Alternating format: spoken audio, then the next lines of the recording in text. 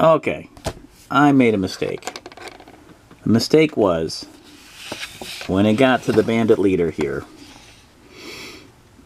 You know, the benefits of the +1 and the group fighting was null. It was done. So they shouldn't have had the bonus. So his combat score would have been back to 19.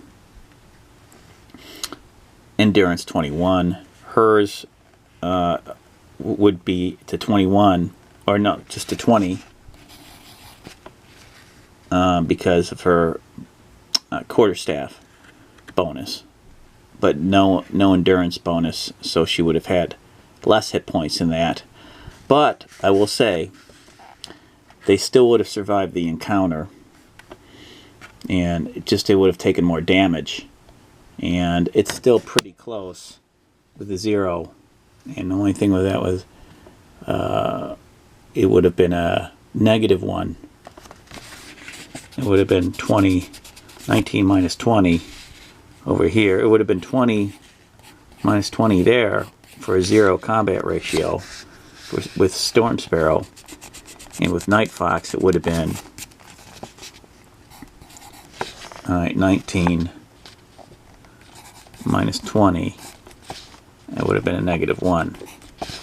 So he would have had the bandit leader would have had a little bit more of an edge. But I'm not going to go back and redo the whole thing. I think they still would have won. But it's something to keep in mind, because you're going from a group fight, adding the combined bonuses, to a single fight. That's what threw me off. So, but you get the gist of it, you know. They would have survived anyway. They would have ended up with those rolls doing more damage and taking out the leader anyway, you know. But I'm not going to redo the whole thing unless you guys want me to, but I'm not going to do that. So we'll go to scene 6, to Home Guard. The final scene brings the adventure to a close. There are no new rules to be introduced here, just a few concluding paragraphs that should be read aloud to the players. It also leads to the second adventure, Onward Till Dawn. So, I don't know, this is a lot to read. I don't know, I don't want to bore you guys too much, but I'll try to sum up some of the parts here. Congratulations are in order, my fine young Kai Lords. You have succeeded in your mission and emerged victorious. You have discovered what happened to the Lost Caravan, and you have rescued the surviving merchants and their leader, Travis. Well done. After the burial of Melciar is completed, you gather around and offer up a prayer to the god Kai to watch over his soul and keep it safe from the forces of darkness. Travis, a devoted follower of the goddess Ishtar, also says a prayer over the merchant's grave. And yada yada. With some reluctance, Travis is persuaded to return with his fellow merchants to the bandit encampment. Merchants attend to the horses, making improvised saddles out of folded blankets and lengths of rope. Meanwhile, Travis, I always want to say Travis, like Jack Travis from Lethal Weapon 3. Travis searches for his personal belongings, which are confiscated by Logrim. When he was first dragged here a week ago, he finds what he is looking for, and he also discovers a large pouch filled with gold crowns, and he gleefully attaches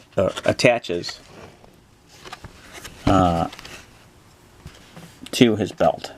Then he returns to the companions and announces that he has recovered some compensation for the theft of their cargo. He shares the gold crowns among them. Now is the time to leave the camp for good. Together you mount up and return to Lake Helmar. You follow the forest trail, and by mid-afternoon you reach the King's Highway. Only a few hours daylight remain. A few of you, it's a long ride to the capital. Dusk approaches. Yada yada yada, ride to morning. Merchant insists that he pays for the cost of room, lodging, yada yada. Shortly after dawn, you rise to your comfortable beds and meet Travis in the front of the inn. The innkeeper's son has looked after the horse as well, and they are groomed and ready for the ride to Home Guard. The long ride to the capital passes uneventfully. and by early evening you arrive at the city and the North Gate. Travis is a native home guarder, and returning to the city of his birth fills him with pride. Past the gate, yada yada, Travis leads you through the teeming streets of Homeguard, and you get to feast your eyes on its many wonderful buildings, shops, and tree-lined avenues as you go. At length, you arrive at the Guild Gate. Yada yada, yada yada. You enter. The Guild Quarter is where some of the richest, most revered citizens' home go to reside. Contained within the encircling guild wall, there is an area of wealth, culture, and refinement. Travis leads you along sweet-smelling Duana Street. Yada yada, spice merchants, yada yada. Magnificent green roof building constructed of ancient stone. Travis delights in telling you this is the Guild Hall, the second oldest building in Homeguard. That you dismount from the horses, yada yada. An audience with the Guildmaster Belnor Gage is swiftly granted. Respectfully, you are presented to the Guildmaster in his opulent chamber. With a somber expression, the elderly man listens to Travis's account of what befell his caravan, his fellow merchants and bodyguards assigned to their protection. He then turns to you all and asks for you to relate of your adventure too. Encourage the players to relate the story so far, put their own spin, so we can role play it out. Like, we heard through the Kai Monastery that this Lost Caravan, and we assumed the worst. And so we were sent out to investigate right away. And on the way, we unfortunately encountered thievery and the merchants' encampment, and he told him about the guy that he was about to be killed by a thief, and put a stop to that. And then we investigated we followed the wheel tracks all the way down, and we found the Lost Caravan, and we found out that they got too anxious and they got off the road, and that's how they got into trouble. They got scared, and so they went off into the woods, and that's where they got ambushed. They got off the main road after their tire went off, or their wheel. And so yeah, and then we put an end to the bandit, and we took some hits, but we were able to end it. And unfortunately, the merchants lost some men, and we helped bury those men properly, as is the custom. And he doesn't, tell them that, they weren't going to bury him. He just keeps that on the low. Upon hearing your account, the venerable guildmaster rises from his throne-like chair and praises you all for your bravery and courage. "Well done, my fine fellows," he says with a benevolent smile.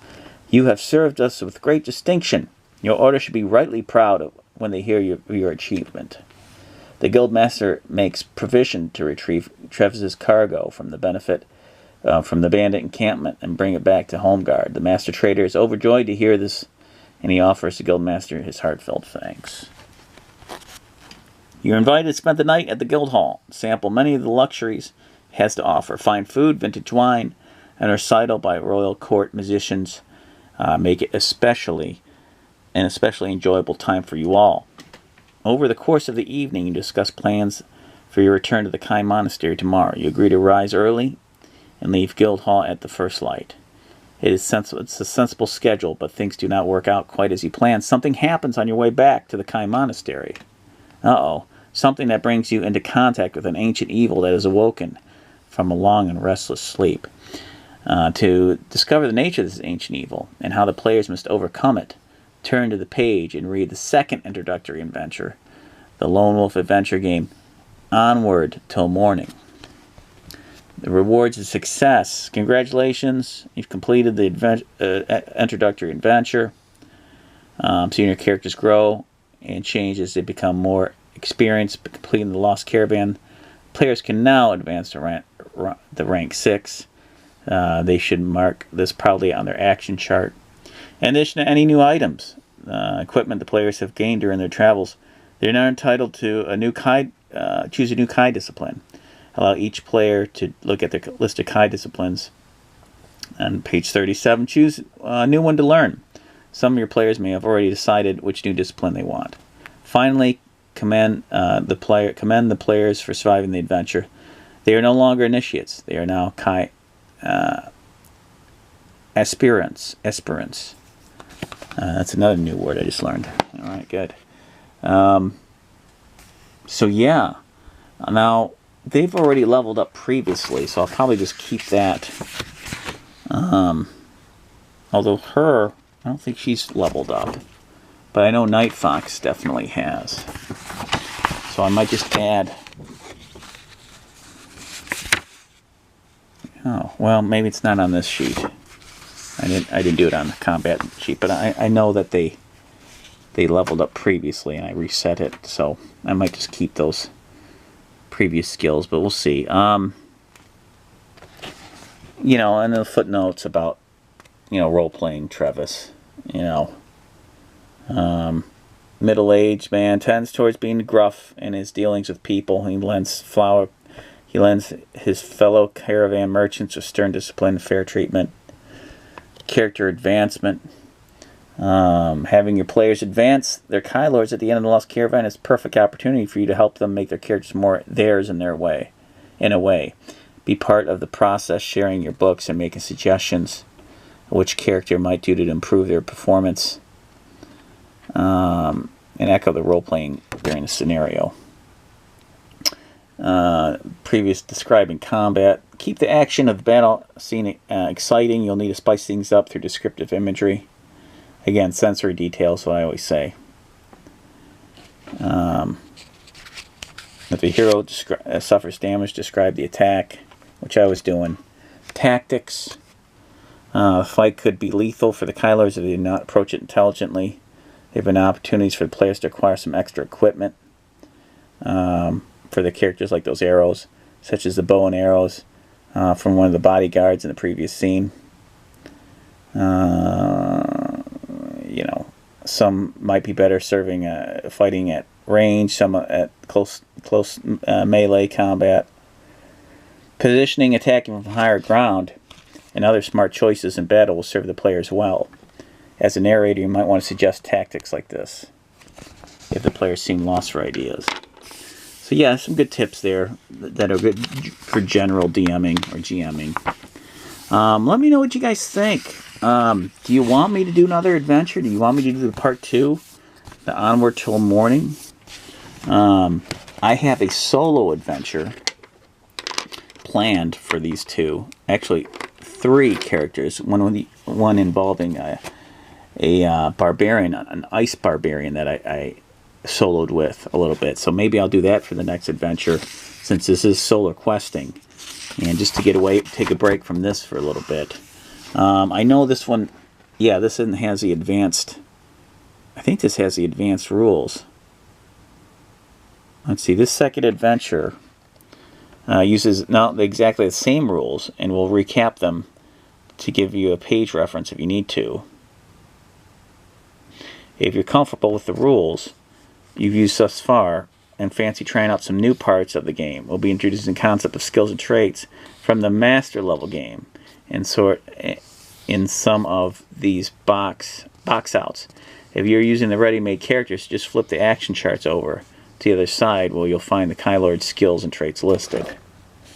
So let me double check, because I thought there's an advanced one too. I don't want to spoil too much. Let me look at the contents. Yeah. Lost Caravan. So we already did the introduction. Which is pretty much the basics. How to kind of play. How to use the book. Chapter 2, this was the introductory adventure. with scene 6, 1 through 6. And now we have chapter 3, which is the next adventure. Alright. And that goes on for 5 scenes. So, and then creating your own stories. You know, that's kind of cool. I might go over this a little bit. Especially, they give us some setups for some adventure seeds there. That's kind of cool. But yeah, I might do my own solo adventure next. Let me know.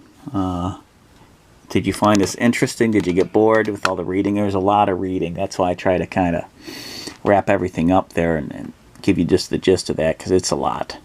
It's a mouthful. I think it was a little overwritten, but good. It's good, but it's a lot like a lot of D&D stuff in 5th edition. It's a bit overwritten.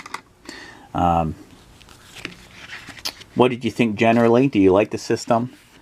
Did the combat kind of screw you up a little bit? Like I said, when you do the mob combat, it's different. You have bonuses because you're pairing up against another group of people and vice versa. But when it's single combat, you got to take away the bonuses and just have the necessary bonuses when you're in close combat,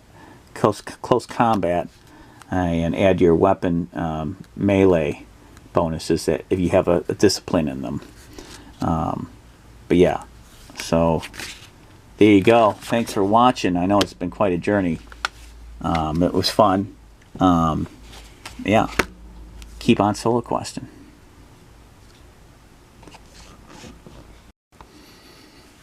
All right, let's finish it. Let's do it from the tops again. Let's do it. All right, bandit leader takes a shot at Night Fox. 2. All right. 2, and the combat ratio is -1. Okay. He takes 3 damage.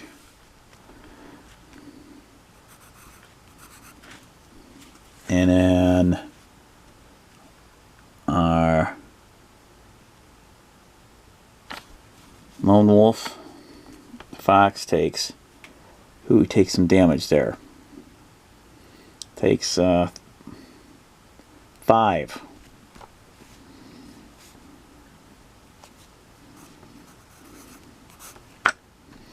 Alright. So 16. Takes some, gets hit pretty hard there with the blade across his neck and chest. Alright. Now it's Night Fox's turn. He brings that broadsword up. Ooh. And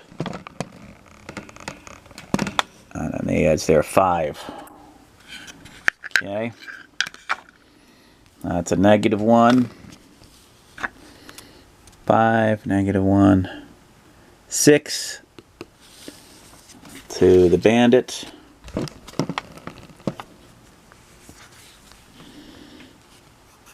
Brings it down to 19. Yeah.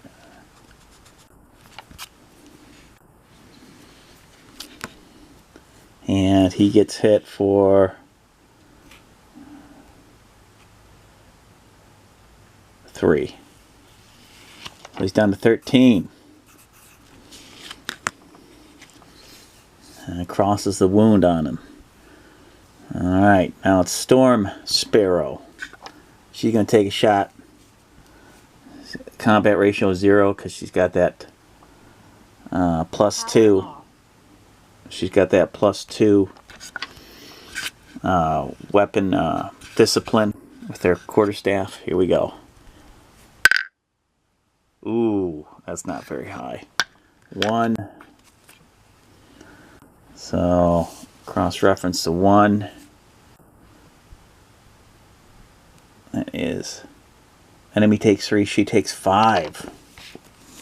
Whew! That's alright, she's a tough cookie. She's down to 21. Enemy takes 3.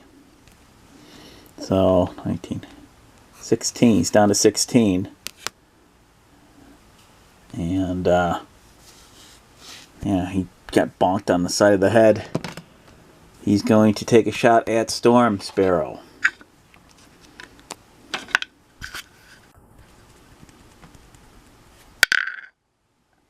Two. Not very high either.